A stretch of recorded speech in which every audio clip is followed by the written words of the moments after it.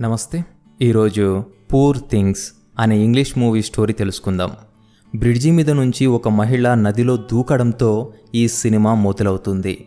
ఆ తర్వాత మనకు గాడ్విన్ బాక్స్టర్ అనే మ్యాడ్ సైంటిస్ట్ని చూపిస్తారు. అతను మనుషుల శరీరాలపై అనేక ప్రయోగాలు చేస్తుంటాడు. ఆ ప్రయోగాల గురించి మెడికల్ స్టూడెంట్స్కి పాఠాలు చెప్పడమే కాకుండా తన సొంత ఇంట్లో ఒంటరిగా అనేక ప్రయోగాలు చేస్తుంటాడు.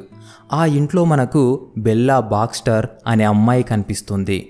ఆమె శరీరం ఎదిగింది, కానీ ఆమె సరిగ్గా నడవలేదు, సరిగ్గా మాట్లాడలేదు. ఒక్క మాటలో చెప్పాలంటే ఆమె శరీరం పెరుగుదలకు, ఆమె ప్రవర్తనకు ఏమాత్రం పొంతన ఉండదు.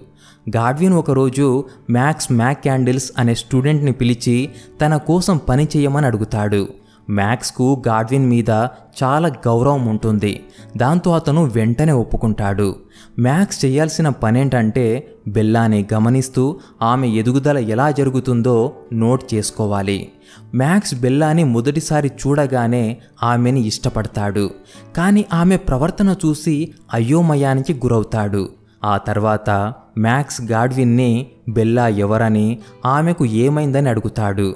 అప్పుడు గాడ్విన్ ఆమె ఎవరో తనకు తెలియదని, నదిలో ఆమె బాడీ దొరికిందని చెప్తాడు. అంటే సినిమా స్టార్టింగ్లో బ్రిడ్జి మీద నుంచి దూకేసిన మహిళే బెల్లా అని మనకు తెలుస్తుంది. అయితే ఆమె చనిపోయే సమయానికి ఆమె గర్భవతి. పైగా ఆమె చనిపోయినా కూడా లోపల ఉన్న బిడ్డ బ్రతికే ఉంటుంది. దాంతో గాడ్విన్ ఒక కొత్త ప్రయోగం మొదలు పెడతాడు. ఆమె మెదడు తీసేసి ఆమె బిడ్డ మెదడుని ఆమెకు అమరుస్తాడు. అలా ఆమెను మళ్ళీ బ్రతికించి ఎదిగిన మనిషి తలలో అప్పుడే పుట్టిన శిశువు మెదడు అమరిస్తే ఆ ఎదిగిన మనిషి ఎలా ప్రవర్తిస్తుందో అబ్జర్వ్ చేస్తున్నాడు. అంటే బెల్లాకు ఉన్న తెలివితేటలు, భాష, సమాజం గురించిన అవగాహన, మంచి చెడు ఇలా అన్నీ పసిపిల్లలకు ఏ స్థాయిలో ఉంటాయో ఆమెకు కూడా ఆ స్థాయిలోనే ఉన్నాయి. ఆమెకు తను ఇన్నాళ్ళు బ్రతికిన జీవితం గురించి ఎలాంటి మెమొరీ లేదు. బెల్లా గురించి తెలుసుకున్న తర్వాత మ్యాక్స్కి ఆమెపై మరింత ఇష్టం పెరుగుతుంది. అలా రోజులు గడుస్తున్న కొద్దీ బెల్లా ప్రవర్తనలో చాలా మార్పు కనిపిస్తుంది. కొంతకాలం తర్వాత బెల్లా మాస్టర్బేషన్ అండ్ సెక్షువల్ ప్లెజర్ని డిస్కవర్ చేస్తుంది. మాస్టర్బేషన్ వల్ల కలిగే తృప్తి కోసం మళ్ళీ ఆ పని చేస్తుంది.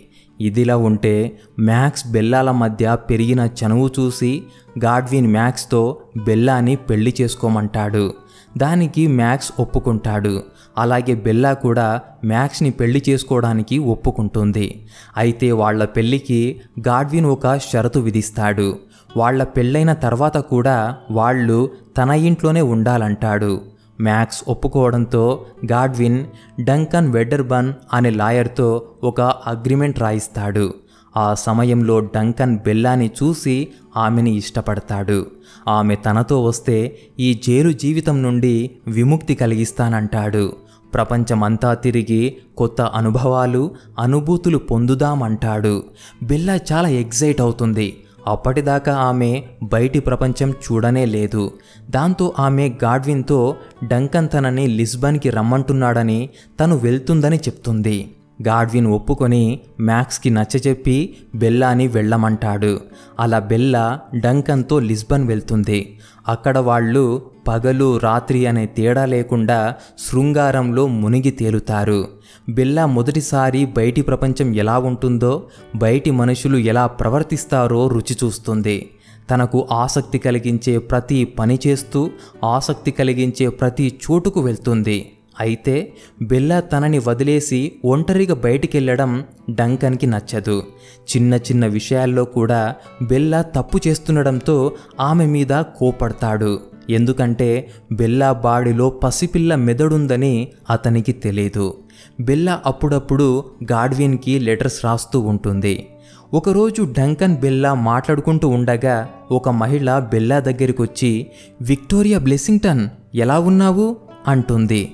తను విక్టోరియా కాదని బెల్లా ఆమెని పంపేస్తుంది. ఒకరోజు బెల్లా వేరే వ్యక్తితో శృంగారంలో పాల్గొందని డంకన్కి తెలుస్తుంది. ఎందుకిలా చేస్తున్నావని డంకన్ అడిగితే ఆ సమయంలో తన హీట్ తగ్గించుకోవడానికి అలా చేశానంటుంది.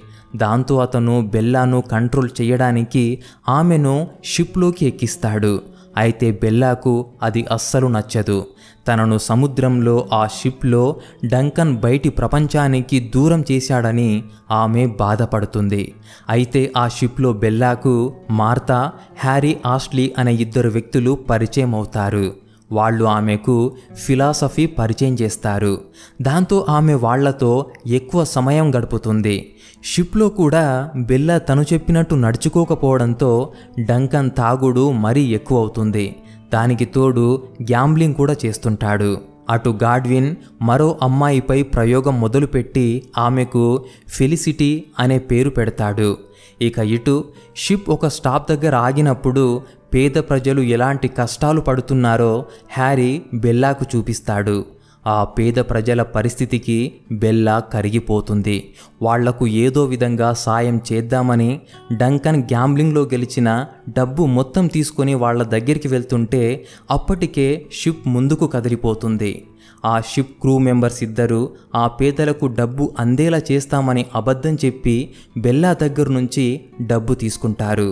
బెల్లా డబ్బులన్నీ పేదలకు ఇచ్చేశానని డంకన్కి చెప్పడంతో అతనికి దాదాపు పిచ్చెక్కినంత పనవుతుంది. అయినా సరే కోపంగా అరవడం తప్ప ఏమీ చెయ్యలేకపోతాడు.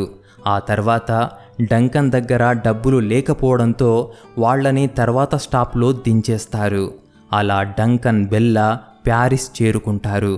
చేతిలో చిల్లి గవ్వ లేకపోవడంతో ఏం చెయ్యాలో ఎక్కడికి వెళ్ళాలో అర్థం కాక డంకన్ బెల్లాపై అరుస్తాడు. దాంతో ఆమె దగ్గరలో ఏదైనా హోటల్ ఉందేమో చూడ్డానికి వెళ్ళి ఒక బ్రోతల్ హౌస్కి చేరుకుంటుంది. అక్కడ శృంగారం చేస్తే డబ్బులొస్తాయని తెలిసి ఒక వ్యక్తితో శృంగారం చేసి వచ్చిన డబ్బులతో డంకన్ దగ్గరికి వెళ్తుంది. ఆమె చేసిన పని చెప్పగానే డంకన్ కోపంతో ఊగిపోతాడు. దాంతో ఆమె, నేను చేసే ప్రతి పని నీకు కోపం తెప్పిస్తుంది. ఇక మనం విడిపోవడం బెటర్. నా దగ్గర గాడ్విన్ ఇచ్చిన డబ్బులు కొన్ని ఉన్నాయి. నువ్వు లండన్ వెళ్ళిపో అంటుంది. డంకన్ ఆమెని బూతులు తిడుతూ ఆమె దగ్గరున్న డబ్బులన్నీ లాక్కొని వెళ్ళిపోతాడు. ఆ తర్వాత బెల్లా మళ్ళీ ఆ బ్రోతల్ హౌస్కి వెళ్ళి అక్కడ పని చేయడం మొదలు పెడుతుంది. అక్కడ ఆమెకు టోయినెట్టి అనే అమ్మాయి పరిచయం అవుతుంది. ఆమె బెల్లాకు సోషలిజం పరిచయం చేస్తుంది. ఆమె సాయంతో బెల్లా చదువుకోవడం మొదలు పెడుతుంది. కొంతకాలం తర్వాత ఒకరోజు డంకన్ బెల్లా దగ్గరికి వచ్చి తను తప్పు చేశాడని క్షమించి తనతో రమ్మంటాడు. కానీ బెల్లా అతని మాటలు పట్టించుకోకుండా అతన్ని పంపేస్తుంది. దాంతో అతను బెల్లా గురించి గాడ్విన్కి లెటర్ రాస్తాడు. అయితే గాడ్విన్ అనారోగ్యంతో బాధపడుతుంటాడు. దాంతో బెల్లా ఎక్కడుందో తెలుసుకోవడానికి మ్యాక్స్ డంకన్ దగ్గరికి వెళ్తాడు. కాసేపు మ్యాక్స్తో గొడవ పడిన తర్వాత బెల్లా ఎక్కడుందో డంకన్ చెప్పేస్తాడు. మ్యాక్స్ వెంటనే గాడ్విన్ అనారోగ్యం గురించి బెల్లాకు లెటర్ రాస్తాడు. దాంతో ఆమె గాడ్విన్ దగ్గరికి వస్తుంది. అప్పుడు గాడ్విన్ ఆమెకు ఆమెపై తను చేసిన ప్రయోగం గురించి చెప్తాడు. గాడ్విన్ చేసిన పని, చెప్పిన అబద్ధాలు కష్టంగా ఉన్నా మళ్ళీ బ్రతకడం బాగుందని బెల్లా అతన్ని క్షమిస్తుంది. అలాగే తను డాక్టర్ అవుతుందని అతనికి చెప్తుంది. ఆ తర్వాత ఆమె మ్యాక్స్తో నన్ను పెళ్లి చేసుకుంటావా అని అడుగుతుంది. అతను ఒప్పుకుంటాడు. దాంతో గాడ్విన్ వెంటనే పెళ్లి ఏర్పాట్లు చేయిస్తాడు. బెల్లా మ్యాక్స్లా పెళ్లి జరుగుతుండగా డంకన్ ఆల్ఫీ బ్లెస్సింగ్టన్ అనే వ్యక్తిని తీసుకొని అక్కడికొస్తాడు. విషయమేంటంటే లిస్బన్లో ఒక మహిళ బెల్లాని విక్టోరియా బ్లెస్సింగ్టన్ అని పిలిచింది కదా. సో డంకన్ బెల్లా ఫోటోతో పాటు ఆమె పేరు విక్టోరియా బ్లెస్సింగ్టన్ అని ఆమె తన దగ్గరుందని పేపర్లో వేయించాడు. పేపర్లో బెల్లా ఫోటో చూసిన ఆల్ఫీ బ్లెస్సింగ్టన్ డంకన్ని కలిశాడు.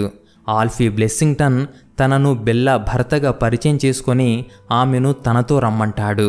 తన పెళ్లి జీవితం ఎలా ఉండేదో తెలుసుకుందామని బెల్లా ఆల్ఫీతో వెళ్ళిపోతుంది. అయితే ఆల్ఫీ చాలా వైలెంట్ అని, షాడిస్ట్ అని తెలుసుకోవడానికి ఆమెకు ఎక్కువ సమయం పట్టదు. అతని శాడిజం నుంచి తప్పించుకోవడానికే తను ఆత్మహత్య చేసుకుని ఉంటుందని అర్థం చేసుకుంటుంది. పైగా అతను ఆమె క్లిటరస్ తొలగించి మళ్ళీ ఆమె గర్భం దాల్చేలా చెయ్యాలనుకుంటాడు.